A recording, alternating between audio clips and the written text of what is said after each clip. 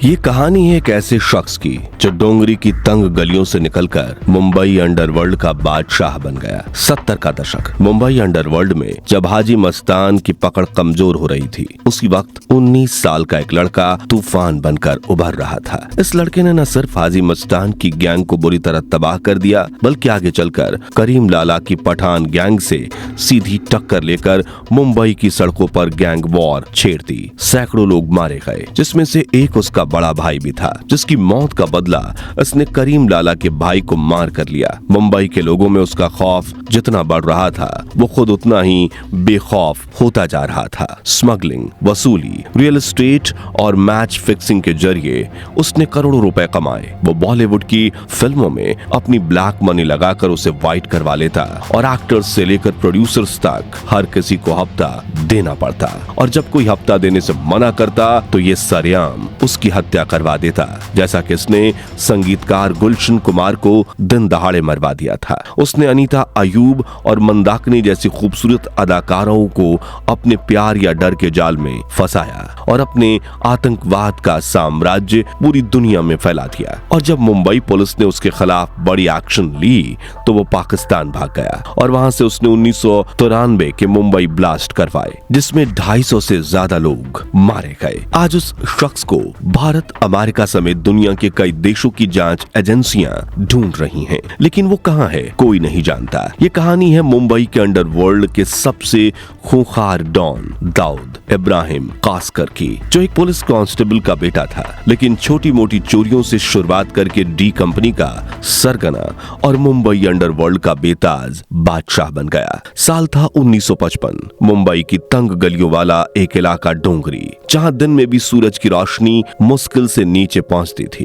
वो डोंगरी जहां उस वक्त हाजी मस्तान, करीम लाला और वरदराजन मुदलियार जैसे नामों की तूती बोलती थी। इसी भीड़ भाड़, गली कूचों और गरीबी के बीच एक बच्चे ने जन्म लिया। नाम था दाऊद इब्राहिम कास्कर। पिता इब्राहिम कास्कर पुलिस के हेड कांस्टेबल थे और माँ अमीना बाई एक सख्त लेकिन धार्मिक औरत। घर बड़ा नहीं था, लेकिन ख्वाब बहुत बड़े थे। समय बीतता गया और इब्राहिम के घर में बच्चों की संख्या बढ़ते हुए 12 तक पहुंच गई। सालों पहले इब्राहिम अपनी बीवी के साथ निराले शाह बाबा से मिलने गए, जिन्होंने उनसे भविष्यवाणी करते हुए ये कहा था कि उनके 6 बेटे होंगे। उनमें से उनका दूसरा बेटा आगे चलकर बहुत ही फेमस होगा और पैसे वाला आदमी बनेगा, और ये बेटा था दाऊद इब्राहिम। इसलिए इब्राहिम ने बाकी बच्चों को साधारण स्कूल में भेजा, लेकिन दाऊद के लिए चुना एक इंग्लिश मीडियम स्कूल। लेकिन वक्त का खेल निराला होता है। साल 1966 में एक high profile murder case solve न कर पाने की वजह से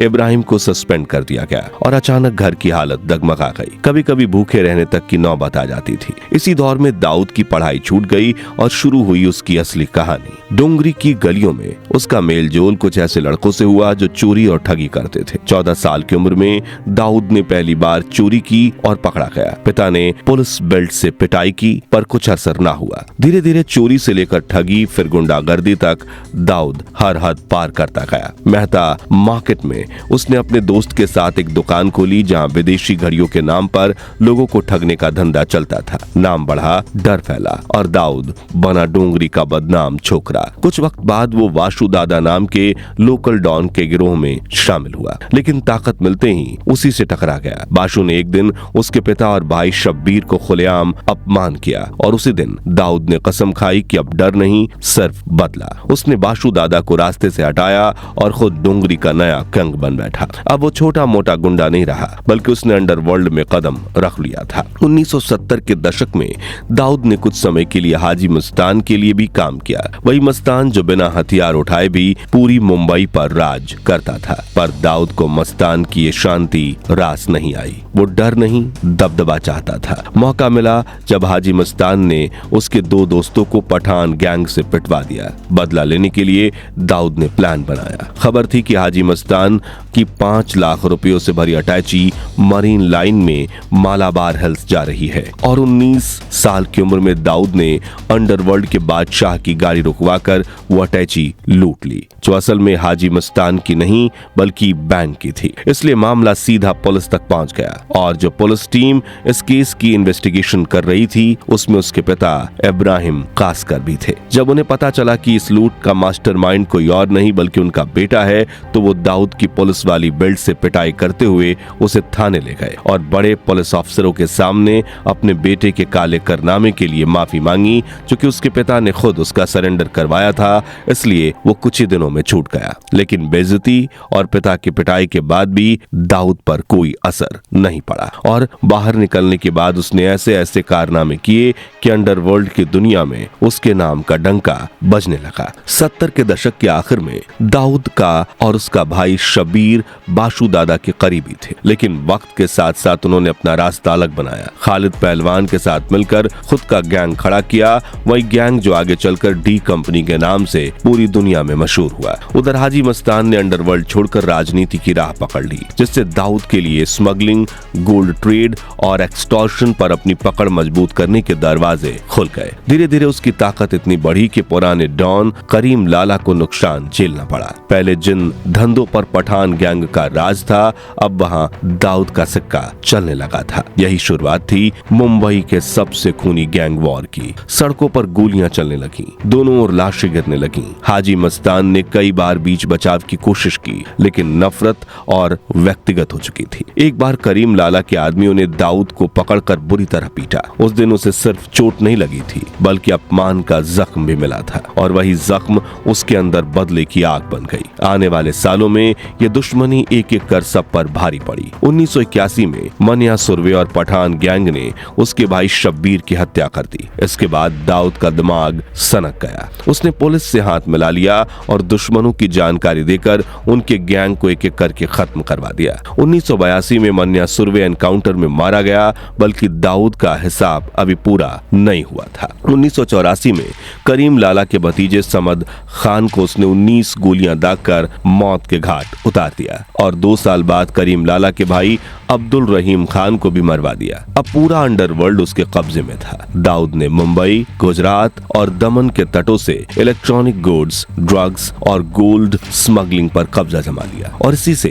उसने करोड़ों का साम्राज्य खड़ा कर लिया। इसी दौरान उसने मुंबई की एक लड़की जुबैना जरीन से शादी की और अंडरवर्ल्ड से निकलकर क्रिकेट और बॉलीवुड तक अपनी पहुंच बना ली। इसी दौरान दाऊद इब्राहिम का नाम कई बॉलीवुड हसीनाओं के साथ भी जुड़ा और उसके इश्क के किस्से भी खूब मशहूर हुए। जैसे कि 1985 में जब राज कपूर ने अपनी फिल्म राम तेरी गंगा मैली में नीली आंखों वाली मंदाकिनी को लॉन्च किया, तो देश भर में उस नई हीरोइन की चर्चा होने लगी। दाऊद भी मंदाकिनी पर फिदा था और कुछ सालों में ही उनकी तस्वीरें भी वायरल हुई, जिसके बाद मंदाकिनी को दाऊद की प्रेमिका कहा जाने लगा। दाऊद मैच फिक्सिंग से लेकर फिल्मों में पैसे लगाने तक हर जगह अपनी पकड़ बनाता जा रहा था। यहाँ एक दिलचस्प किस्सा ये है कि शारजाह में भारत पाकिस्तान के फाइनल मैच से पहले दाऊद भारतीय अभिनेता महमूद के साथ भारतीय टीम के ड्रेसिंग रूम तक पहुंच गया। खुद को बिजनेसमैन बताकर उसने कहा कि अगर इंडिया जीता तो हर खिलाड़ी को टोयोटा कोरोला दूंगा। लेकिन तभी कप्तान कपिल देव गुस्से में बोले, ये आदमी कौन है, इसे बाहर निकालो। अगले ही पल दाऊद को कमरे से निकाल दिया गया। बाद में ये वाकया शारजाह ड्रेसिंग रूम स्कैंडल के नाम से मशहूर हुआ। साल 1986 आते आते दाऊद इब्राहिम का नाम मुंबई पुलिस के हिट लिस्ट में सबसे ऊपर पहुंच चुका था। उसके खिलाफ मर्डर, स्मगलिंग, वसूली, एक्सटॉर्शन जैसे दर्जनों केस दर्ज थे। मुंबई के पुलिस कमिश्नर PS सोमेन ने उसके खिलाफ फौरन वारंट जारी किया और शहर के हर कोने में उसके ठिकानों पर रेड मारनी शुरू की। लेकिन तब तक देर हो चुकी थी, क्योंकि पुलिस डिपार्टमेंट के अंदर ही किसी ने खबर लीक कर दी थी। दाऊद अपने परिवार और कुछ भरोसेमंद लोगों को लेकर उस रात भारत छोड़कर दुबई भाग गया। दुबई से उसने अपने गैंग को और मजबूत बनाया और वो सिर्फ मुंबई नहीं बल्कि पाकिस्तान, नेपाल और खाड़ी देशों में भी अपने नेटवर्क फैला चुका था। वहीं से डी कंपनी का हर ऑपरेशन कंट्रोल होता था। मुंबई में उसके लिए छोटा राजन, छोटा शकील और शरद शेट्टी जैसे लोग काम करते थे। उस वक्त छोटा राजन उसका दायां हाथ माना जाता था। दाऊद ऑर्डर देता और छोटा राजन बिना सवाल किए काम अंजाम देता। लेकिन साल 1992 में एक ऐसा हादसा हुआ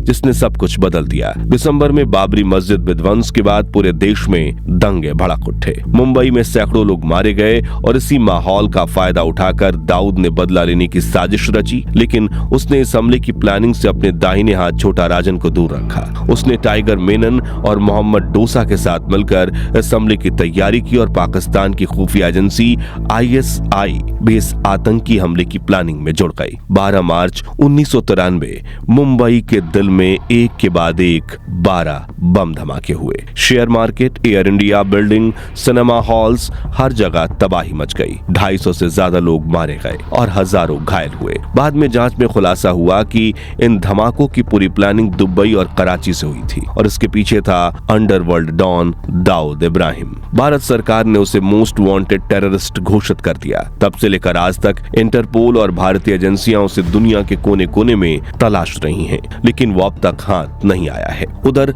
1990 के दशक के आखिर तक दाऊद की डी कंपनी दो हिस्सों में बंटने लगी थी। एक तरफ था छोटा राजन, जिसने खुद को अलग दिखाना शुरू किया, और दूसरी तरफ छोटा शकील, जो दाऊद के और करीब आता जा रहा था। शरद सेट्टी और छोटा शकील दाऊद के कान भरते थे। राजन अब भरोसेमंद नहीं रहा। धीरे धीरे शक बढ़ा और रिश्ते जहर बन गए। साल 1998 में छोटा राजन ने दाऊद पर हमला करवाया, लेकिन वो बच निकला। फिर 1999 में जब छोटा राजन बैंकॉक में था तो दाऊद के लोगों ने उस पर हमला कराया। गोलियों की बरसात में राजन किसी तरह खिड़की से कूदकर बच निकला, लेकिन उस दिन से दोनों के बीच हमेशा के लिए जंग शुरू हो गई। डी कंपनी अब दो हिस्सों में बढ़ चुकी थी। एक तरफ दाऊद, जो पाकिस्तान में अपने आतंकी नेटवर्क को चला रहा था, और दूसरी तरफ छोटा राजन, जो भारत की एजेंसियों के साथ मिलकर उसी नेटवर्क को तोड़ने में लगा था। कभी एक दूसरे के लिए मरने को तैयार ये दोनों अब एक दूसरे के पतन की वजह बन गए थे। देखते ही देखते मुंबई पुलिस ने डी कंपनी और बाकी गैंग्स का सफाया करके मुंबई से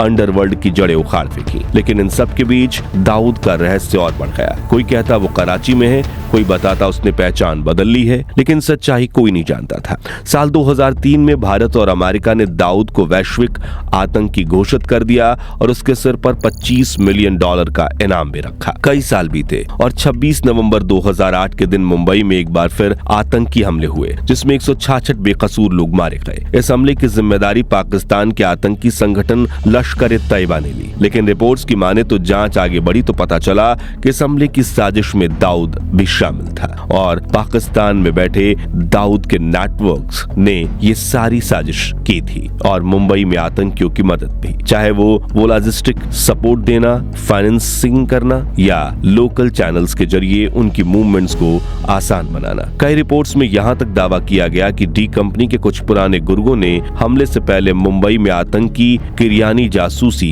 में भी मदद की थी, लेकिन दाऊद फिर भी गायब रहा। बीते 20 सालों में भी कभी कोरोना, कभी हीट अटैक, तो कभी जहर से दाऊद इब्राहिम के मारे जाने की अफवाहें उड़ी हैं, लेकिन हर बार ये खबरें झूठी साबित हुई। 1992 में भारत से भागने के बाद दाऊद दर्जनों बार अपना नाम और पहचान बदल चुका है और ये भी कहा जाता है कि पकड़े जाने के डर से उसने हुलिया बदलने के कई बार अपने चेहरे पर प्लास्टिक सर्जरी भी करवाई है। यानी इस वक्त हम दाऊद की जो तस्वीरें देखते हैं, शायद अब वो इससे बिल्कुल अलग दिखता हो और इसी दुनिया में आम इंसानों के बीच साधारण इंसान बनकर घूम रहा होगा। हालांकि रिपोर्ट्स की माने तो भारत सरकार और रॉ दाऊद को पकड़ने और मारने की करीब 6 बार कोशिशें कर चुकी हैं।